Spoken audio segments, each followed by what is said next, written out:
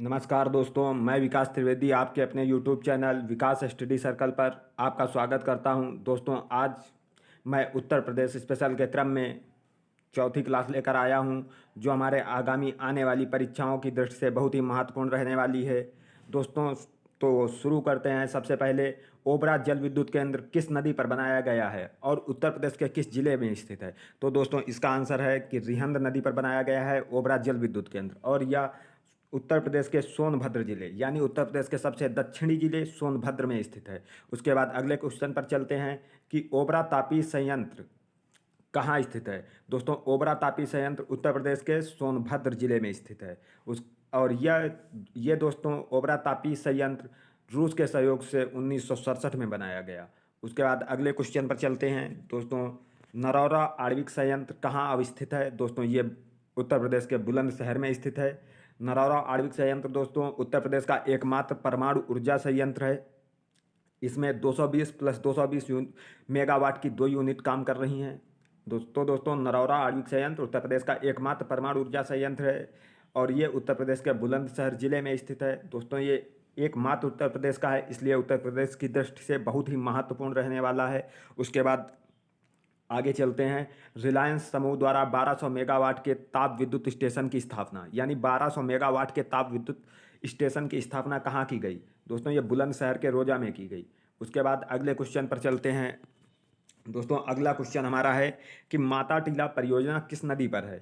दोस्तों, माता टीला परियोजना किस नदी पर है? दोस्तों, ये बेतवा नदी पर है और उत्तर प्रदेश के ललितपुर जिले में स्थित है। माता टीला परियोजना उत्तर प्रदेश के ललितपुर जिले में स्थित है और यह बेतवा नदी पर है। दोस्तों, ये क्वेश्चन परीक्षाओं में बहुत ही पूछा जाता है।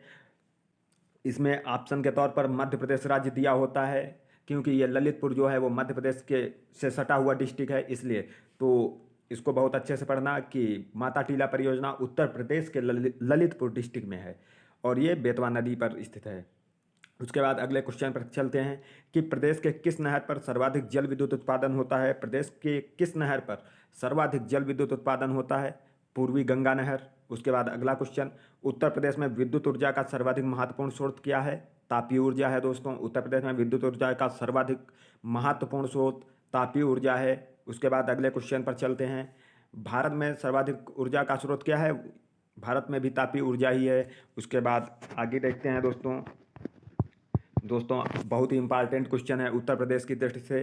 तो अगले क्वेश्चन पर चलते हैं। कौन से वृक्ष को पर्यावरण का आतंकवादी पौधा कहा जाता है? पर्यावरण का आतंकवादी पौधा, इसका आंसर दोस्तों यूकेलिप्टस होगा। उसके बाद आगे देखते हैं। दोस्तों, आगे अब हमारे उत्तर प्रदेश के पक्षी विहार के बारे में जानकारी कर लेते हैं कि उत्तर प्रदेश में कौन से पक्षी विहार हैं और कौन से अभयारण्य हैं। तो सबसे पहले पक्षी विहार के बारे में जानकारी करते हैं कि उत्तर प्रदेश का सर्वप्रथम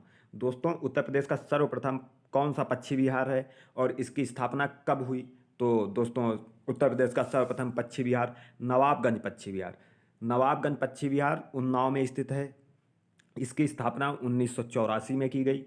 दोस्तों, उत्तर प्रदेश का सर्वप्रथम पक्षी विहार नवाबगंज पक्षी विहार है, जो उत्तर प्रदेश के उन्नाव जिले में स्थित है और इसकी स्थापना 1984 ईस्वी में की गई। दोस्तों, इसके बारे में एक ये जानकारी जानना बहुत ज़रूरी है कि 2006 में इसे शहीद चंद्रशेखर आज़ाद पक्षी विहार के नाम से जाना जाने लगा। इसका नाम बदलकर नवाबगंज पक्षी विहार की जगह चंद्रशेखर आज़ाद पक्षी विहार कर दिया गया। कब? 2006 में। उसके बाद अगला क्वेश्चन देखते हैं। अगला क्वेश्चन हमारा है कि यूपी का प्रथम वन्यजीव अभयारण्य। दोस्तों, ये पक्षी विहार था, जो नवाबगंज पक्षी विहार यानी चंद्रशेखर आज़ाद पक्षी विहार है, और अब उत्तर प्रदेश का प्रथम वन्यजीव अभयारण्य है। बहुत ध्यान से पढ़ना दोस्तों। यूपी का प्रथम वन्यजीव अभयारण्य चंदौली वन्यजीव अभयारण्य है। इसकी स्थापना 1957 ईस्वी में की गई। उसके बाद अगला क्वेश्चन देखते हैं। यूपी में कहाँ एक बब्बर शेर सफारी यानी लायन सफारी स्थापित की गई? ये इटावा डिस्ट्रिक्ट यानी उत्तर प्रदेश का इटावा जिला। उसके बाद अगला क्वेश्चन देखते हैं। Night safari. दोस्तों, उत्तर प्रदेश में नाइट सफारी कहाँ स्थित है? दोस्तों, इसका आंसर होगा गौतम बुद्ध नगर यानी ग्रेटर नोएडा। आगे देखते हैं दोस्तों, यूपी में यूरेनियम का उत्पादन, सर्वाधिक यूरेनियम उत्पादन उत्तर प्रदेश की दृष्टि से, उत्तर प्रदेश में यूरेनियम का उत्पादन सर्वाधिक ललितपुर राज्य में ललितपुर जिले में होता है दोस्तों। उसके बाद आगे देखते हैं, उत्तर प्रदेश का सर्वप्रथम तो पश्चिमी बिहार दोस्तों, नवाबगंज पश्चिमी बिहार यानी चंद्रशेखर आज़ाद पश्चिमी बिहार है। लेकिन दोस्तों प्रदेश का सबसे छोटा पश्चिमी बिहार महावीर स्वामी पश्चिमी बिहार है, ये भी ललितपुर जिले में ही स्थित है। और दोस्तों ललितपुर जिला, उत्तर प्रदेश का ललितपुर जिला एक ऐसा जिला है जो 3 राज्यों से घिरा हुआ है, और उत्तर प्रदेश का सोनभद्र जिला 4 राज्यों से घिरा हुआ है। ये सोनभद्र जिला भारत का एकमात्र ऐसा जिला है जो 4 राज्यों से घिरा हुआ है।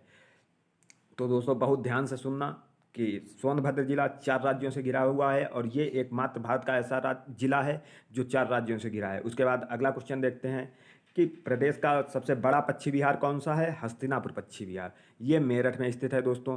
हस्तिनापुर पश्चिमी बिहार मेरठ में स्थित है, और ये गंगा नदी के किनारे स्थित है। तो दोस्तों उत्तर प्रदेश का सर्वप्रथम पश्चिमी बिहार नवाबगंज पश्चिमी बिहार उन्नाव में स्थित है। उसके बाद प्रदेश का सबसे छोटा वन्यजीव पश्चिमी बिहार महावीर स्वामी पश्चिमी बिहार है, और प्रदेश का सबसे बड़ा पश्चिमी बिहार हस्तिनापुर पश्चिमी बिहार जो कि मेरठ में स्थित है दोस्तों। और प्रदेश का सर्वप्रथम अभयारण्य वो चंदौली मेरठ में स्थित है। उसके बाद आगे देखते हैं, अगला क्वेश्चन हमारा है, उत्तर प्रदेश में कोयले के भंडार कहाँ पाए जाते हैं? दोस्तों उत्तर प्रदेश में कोयले के भंडार सिंगरौली सोनभद्र, यानी उत्तर प्रदेश में कोयले के भंडार सोनभद्र के सिंगरौली में पाए जाते हैं। सोनभद्र उत्तर प्रदेश का एक सबसे दक्षिणी जिला है जो कि 4 राज्यों से घिरा हुआ है। उत्तर प्रदेश में कोयले के भंडार सर्वाधिक सिंगरौली सोनभद्र में पाए जाते हैं। उत्तर प्रदेश का सर्वाधिक वनाच्छादित जिला कौन सा है? इसका भी आंसर दोस्तों सोनभद्र है। सर्वाधिक वनाच्छादित, दोस्तों ये बहुत ध्यान से ये क्वेश्चन देखना कि वनाच्छादित जिला कौन सा है? सोनभद्र। और सबसे कम वनाच्छादित जिला भदोही। उसके बाद आगे देखते हैं, सुरहाताल पश्चिमी बिहार कहाँ स्थित है? दोस्तों ये पश्चिमी बिहार बहुत ध्यान से सुनना, ये एक क्वेश्चन जरूर पेपर में आता है, तो बहुत ध्यान से याद करके रखना। सुरहाताल पश्चिमी बिहार कहाँ स्थित है? इसका आंसर बलिया उत्तर प्रदेश में होगा, क्योंकि ये बलिया उत्तर प्रदेश का सबसे पूर्वी जिला है दोस्तों, और पश्चिमी जिला शामली है दोस्तों। उत्तर प्रदेश का सबसे पश्चिमी जिला शामली और उत्तर प्रदेश का सबसे पूर्वी जिला बलिया है। उसके बाद अगले क्वेश्चन पर चलते हैं दोस्तों। अगला क्वेश्चन हमारा ये है कि उत्तर प्रदेश में पाए जाने वाले प्रमुख खनिज कौन से हैं? तो दोस्तों इसका आंसर है रॉक फास्फेट और डायोस्पर। दोस्तों उत्तर प्रदेश में पाए जाने वाले प्रमुख खनिज हैं रॉक फास्फेट और डायोस्पर। तो दोस्तों रॉक फास्फेट सर्वाधिक मिर्जापुर और सोनभद्र में पाया जाता है, और डायोस्पर झांसी में पाया जाता है। उसके बाद अगले क्वेश्चन पर चलते हैं दोस्तों। चंद्रप्रभा वन्य जीव विहार कहाँ स्थित है? अभी आपको ऊपर पढ़ चुके हैं, चंदौली में। यह यूपी का सबसे पुराना वन्य जीव अभयारण्य है। उसके बाद अगला क्वेश्चन दोस्तों बहुत ही इंपॉर्टेंट क्वेश्चन है कि किशनपुर वन्यजीव विहार कहाँ स्थित है? दोस्तों किशनपुर वन्यजीव विहार लखीमपुर, उत्तर प्रदेश के लखीमपुर जिले में स्थित है, और इसकी स्थापना 1972 में हुई थी। और कतरनिया घाट वन्यजीव विहार, दोस्तों कतरनिया घाट ये पूछा गया है एग्जाम में, यूपी ट्रिपल एससी की दृष्टि से बहुत ही इंपॉर्टेंट है। कतरनिया घाट वन्यजीव विहार बहराइच में स्थित है, और इसकी स्थापना 1976 में हुई थी दोस्तों। यहाँ पर हम आपको एक चीज़ बता दें कि किशनपुर वन्यजीव विहार और कतरनिया घाट वन्यजीव विहार को मिलाकर ही दुधवा नेशनल पार्क की स्थापना की गई थी। दुधवा नेशनल पार्क की स्थापना की गई थी, और इसकी स्थापना 1987 में की गई थी दोस्तों। किशनपुर वन्यजीव विहार और कतरनिया घाट वन्यजीव विहार को मिलाकर ही दुधवा नेशनल पार्क बनाया गया था। उसके बाद अगले क्वेश्चन पर चलते हैं। रानीपुर वन्यजीव विहार कहाँ स्थित है? चित्रकूट, और इसकी स्थापना 1977 में हुई थी। अगले क्वेश्चन पर चलते हैं। महावीर स्वामी वन्यजीव विहार कहाँ स्थित है? उत्तर प्रदेश के ललितपुर जिले में, और ये दोस्तों 1977 में इसकी स्थापना हुई थी दोस्तों। महावीर स्वामी वन्यजीव विहार अभी आपको हमने पढ़ाया था कि ये उत्तर प्रदेश का सबसे छोटा वन्यजीव विहार है। अगले क्वेश्चन पर चलते हैं। चंबल वन्यजीव विहार कहाँ स्थित है? दोस्तों चंबल वन्यजीव विहार है, ये आगरा, इटावा और औरैया में स्थित है, और इसकी स्थापना 1979 में हुई थी। चंबल वन्यजीव विहार की स्थापना आगरा, इटावा और औरैया में हुई थी। उसके बाद कैमूर वन्यजीव विहार की स्थापना मिर्जापुर सोनभद्र में हुई, और इसकी स्थापना 1982 में की गई थी। उसके बाद अगला क्वेश्चन बहुत ही इंपॉर्टेंट है। सुहागी बरवा वन्यजीव विहार कहाँ स्थित है? महाराजगंज में दोस्तों। सुहागी बरवा, कतरनिया घाट ये बहुत ही इंपॉर्टेंट हैं। सुहागी बरवा महाराजगंज में स्थित है, और इसकी स्थापना 1987 में हुई।